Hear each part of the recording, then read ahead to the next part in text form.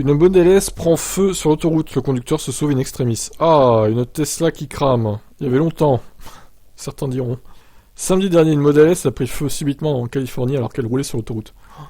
Non mais en vrai c'est pas normal quand même. Alors on peut aussi dire oui qu'il y a des thermiques aussi qui prennent feu et que ça fait pas la une des journaux, mais bon, je suis pas sûr qu'il y en ait tant que ça quand même des thermiques qui prennent feu comme ça sur l'autoroute. Hein. Faudrait faire un décompte, je sais pas combien il peut y en avoir.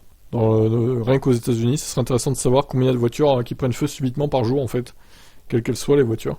Donc voilà, une Tesla Model S a pris subitement feu alors qu'elle roulait à grande vitesse sur l'US 50. Le conducteur a remarqué qu'une épaisse fumée noire s'échappait du train roulant. Il s'est alors arrêté le plus rapidement possible pour se mettre à l'abri. L'incendie s'est ensuite intensifié, les flammes se propageant à l'avant de la Model S. Alors est-ce qu'il a heurté quelque chose qui aurait percé le pack batterie, je sais pas. Peut-être qu'ils vont le dire dans l'article. Fort heureusement, aucune personne n'a été blessée, le conducteur ayant réagi à temps pour éviter un drame.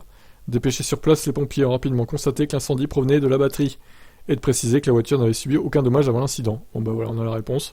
Les équipes ont travaillé pendant plus d'une heure et ont utilisé 22 700 litres d'eau pendant plus d'une heure donc, provenant de 3 camions de pompiers. Et d'un ravitailleur d'eau. Putain, 22 000 litres, c'est énorme quoi. Oh.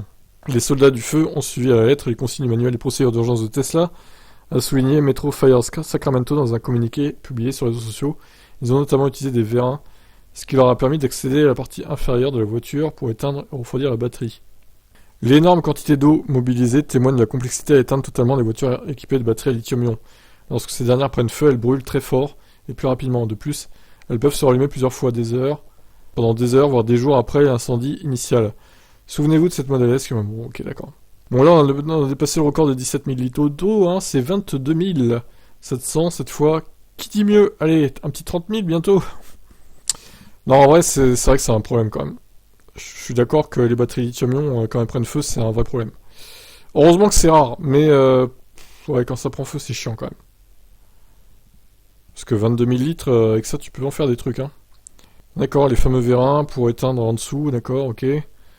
Intéressant. Alors d'ailleurs, je me pose la question, est-ce que les batteries LFP, elles peuvent prendre feu comme ça, et elles sont aussi chiantes à éteindre que les lithium-ion? Je pense pas, hein, du coup. Hein. Je pense qu'elles sont plus sécures, les batteries LFP. Dites-moi si je me trompe, mais je crois que c'est ça l'idée. Hein. Donc est-ce qu'il faudrait pas plutôt se concentrer maintenant sur des batteries LFP en masse, pour les voitures électriques, qui sont moins coûteuses, bon, elles sont un peu moins efficaces en termes d'efficience, mais bon. Si t'as moins de risques d'incendie et que c'est moins chiant à éteindre, ça vaut le coup quand même, je pense. Hein. Et surtout, elles peuvent encaisser plus de cycles. Donc pour la durabilité dans le temps, c'est mieux. Voilà. Je vous laisse me donner votre avis sur la question. Ciao.